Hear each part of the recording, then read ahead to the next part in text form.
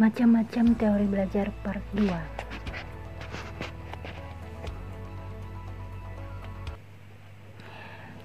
Teori belajar Vygotsky.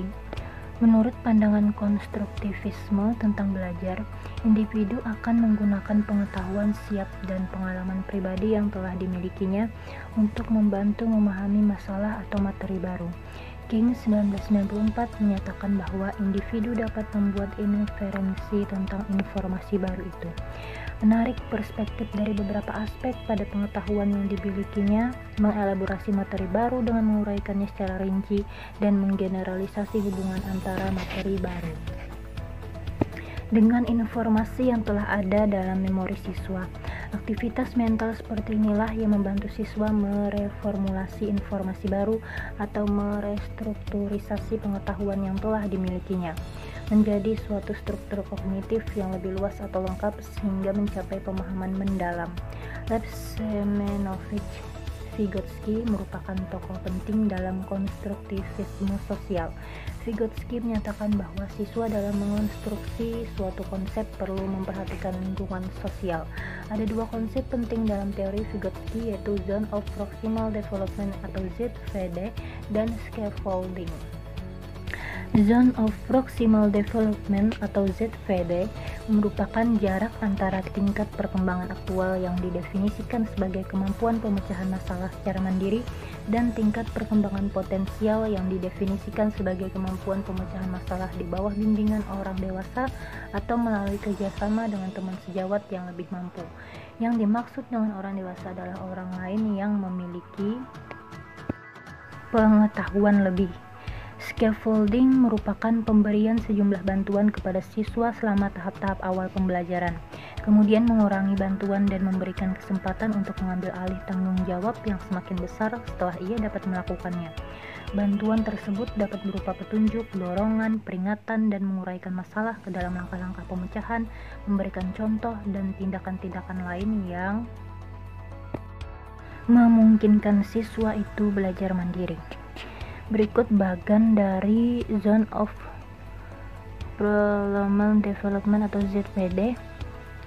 Maaf gambarnya kurang jelas, jadi itu ada kemampuan awal, ada kemampuan perkembangan, ada pengetahuan baru, dan lain-lain.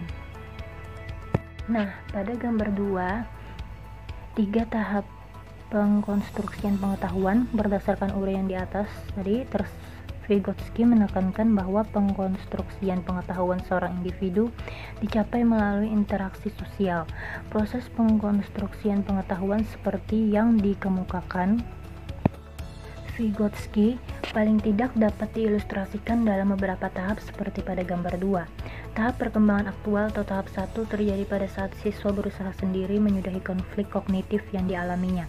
Perkembangan aktual ini dapat mencapai tahap maksimum apabila kepada mereka dihadapkan masalah menantang sehingga terjadinya konflik kognitif di dalam dirinya yang memicu dan memacu mereka untuk menggunakan segenap pengetahuan dan pengalamannya dalam menyelesaikan masalah tersebut.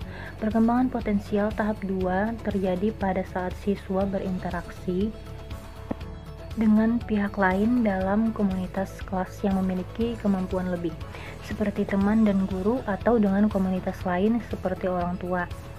Perkembangan potensial ini akan mencapai tahap maksimal jika pembelajaran dilakukan secara kooperatif atau cooperative learning dalam kelompok kecil 2-4 orang dan guru melakukan intervensi secara proporsional dan terarah.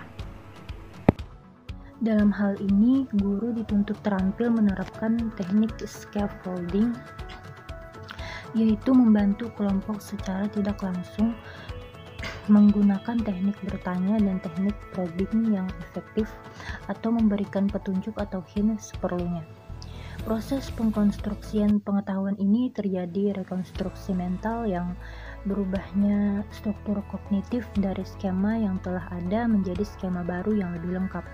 Proses internalisasi tahap 3 menurut Vygotsky merupakan aktivitas mental tingkat tinggi jika terjadi karena adanya interaksi sosial. Jika dikaitkan dengan teori perkembangan mental yang dikemukakan Piaget, internalisasi merupakan proses penyeimbangan struktur internal dengan masukan-masukan eksternal. Proses kognitif seperti ini pada tingkat perkembangan yang lebih tinggi diakibatkan oleh rekonseptualisasi terhadap masalah atau informasi sedemikian sehingga terjadi keseimbangan atau keharmonisan dari apa yang sebelumnya dipandang sebagai pertentangan atau konflik. Pada level ini diperlukan intervensi yang dilakukan secara sengaja oleh guru atau yang lainnya, sehingga proses asimilasi dan akomodasi berlangsung dan mengakibatkan terjadinya keseimbangan atau equilibrium. Aplikasi pemikiran Vygotsky untuk mempelajari matematika menumbuhkan pemahaman matematika dari koneksi pemikiran dengan bahasa. Matematika yang baru dalam mengkreasi pengetahuan. Mengkonstruksi pengetahuan merupakan fokus yang krusial dalam pembelajaran matematika. Vygotsky percaya bahwa siswa belajar untuk menggunakan bahasa baru dengan internalisasi pengetahuan dari kata yang mereka katakan.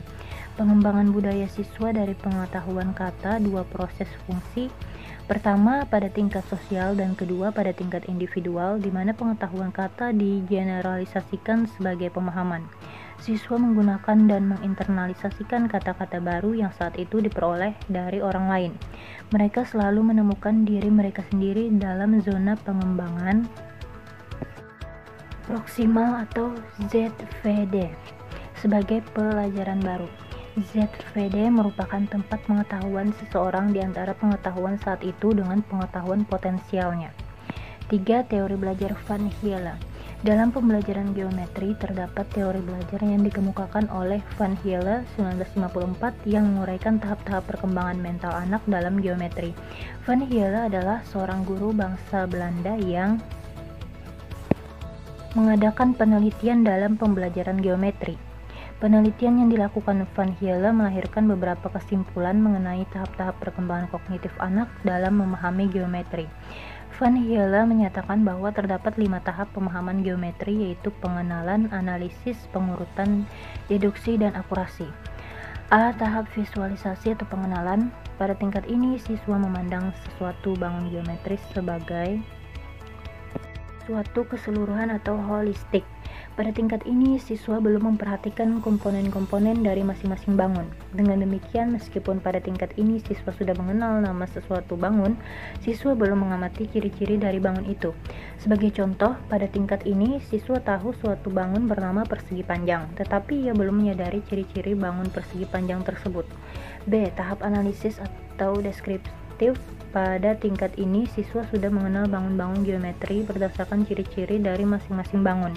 Dengan kata lain, pada tingkat ini siswa sudah terbiasa menganalisis bagian-bagian yang ada pada suatu bangun dan mengamati sifat-sifat yang dimiliki oleh unsur-unsur tersebut. Sebagai contoh, pada tingkat ini siswa sudah bisa mengatakan bahwa suatu bangun merupakan persegi panjang karena bangun itu mempunyai 4 sisi. Sisi-sisi yang berhadapan sejajar dan semuanya sudut siku-siku. C. Tahap deduksi formal atau pengurutan atau relasional. Pada tingkat ini, siswa sudah bisa memahami hubungan antar ciri yang satu dengan ciri yang lain pada sesuatu bangun. Sebagai contoh, pada tingkat ini siswa sudah bisa mengatakan bahwa jika pada suatu segi 4 sisi-sisi yang berhadapan sejajar, maka sisi-sisi yang berhadapan itu sama panjang. Di samping itu, pada tingkat ini siswa sudah memahami perlunya definisi untuk tiap-tiap bangun. Pada tahap ini, siswa juga sudah bisa memahami hubungan antara bangun yang satu dengan bangun yang lain. Misalnya pada tingkat ini, siswa sudah bisa memahami bahwa setiap persegi adalah juga persegi panjang, karena persegi juga memiliki ciri-ciri persegi panjang. D. Tahap deduksi pada tingkat 1.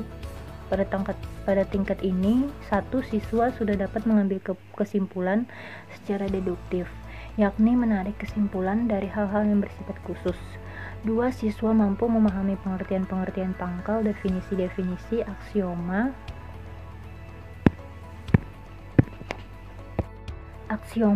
dan teorema dalam geometri. Dan ketiga, siswa sudah mulai mampu menyusun bukti-bukti secara formal. Ini berarti bahwa pada tingkat ini siswa sudah memahami proses berpikir yang bersifat deduktif, aksiomatis, dan mampu menggunakan proses berpikir tersebut. Sebagai contoh, untuk menunjukkan bahwa jumlah sudut-sudut dalam jajar genjang adalah 360 derajat, secara deduktif dibuktikan dengan menggunakan prinsip kesejajaran. Pembuktian secara induktif yaitu dengan memotong-motong sudut benda jajar genjang. Kemudian setelah itu ditunjukkan semua sudutnya membentuk sudut satu putaran penuh atau 360 derajat. Belum tuntas dan belum tentu tepat. Seperti diketahui bahwa pengukuran itu pada dasarnya mencari nilai yang paling dekat dengan ukuran yang sebenarnya. Jadi, mungkin saja dapat keliru dalam mengukur sudut-sudut jajar genjang tersebut. Untuk itu, pembuktian secara deduktif merupakan cara yang tepat dalam pembuktian pada matematika. Anak pada tahap ini telah mengerti pentingnya peranan unsur-unsur yang tidak didefinisikan. Di samping unsur-unsur yang didefinisikan, aksioma atau problem dan teorema. Anak pada tahap ini belum memahami kegunaan dari suatu sistem deduktif. Oleh karena itu, anak pada tahap ini belum dapat menjawab pertanyaan mengapa sesuatu itu perlu disajikan dalam bentuk teorema atau dalil. Yang tahap akurasi. Tingkat matematis atau keakuratan. Pada tingkat ini, anak sudah memahami betapa pentingnya ketepatan dari prinsip-prinsip dasar yang menandasi suatu pembuktian. Sudah memahami mengapa sesuatu itu dijadikan postulat atau dalil. Dalam matematika, kita tahu bahwa betapa pentingnya suatu sistem deduktif. Tahap keakuratan merupakan tahap tertinggi dalam memahami geometri.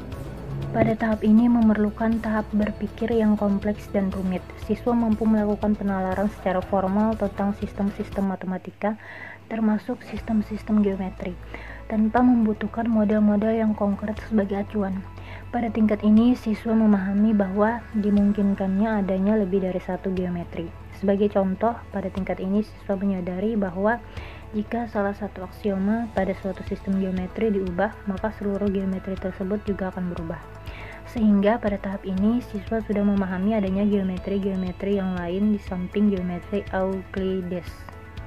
Selain mengemukakan mengenai tahap-tahap perkembangan kognitif dalam memahami geometri, Van Hiele juga mengemukakan bahwa terdapat 3 unsur yang utama pembelajaran geometri, yaitu waktu, materi pembelajaran, dan metode penyusun yang apabila dikelola secara terpadu dapat mengakibatkan meningkatnya kemampuan berpikir anak kepada tahap yang lebih tinggi dari tahap yang sebelumnya.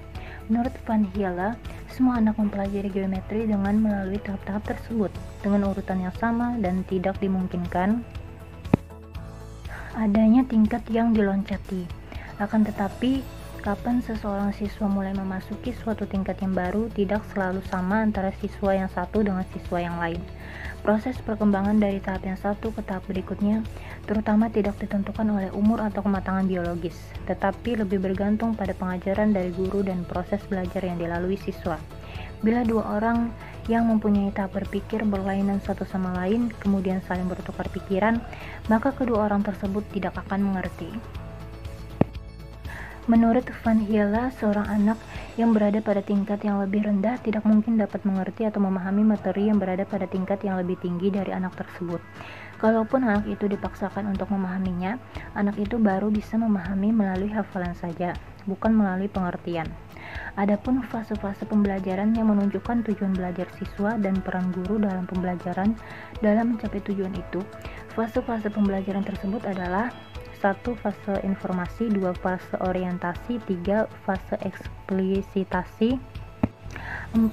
Fase orientasi bebas, dan 5. Fase integrasi. Itu tadi contoh pembahasan mengenai teori belajar Van Hiele pada pelajaran matematika, tapi dapat kita kaitkan dengan pelajaran-pelajaran yang lainnya juga, bahwa seperti itulah kemampuan seorang siswa dalam mempelajari sesuatu. Demikian pembahasan teori belajar part 2. Ditunggu untuk part berikutnya, part 3. Sekian, mohon maaf. Wabillahi taufiq wal hidayah. Wassalamualaikum warahmatullahi wabarakatuh.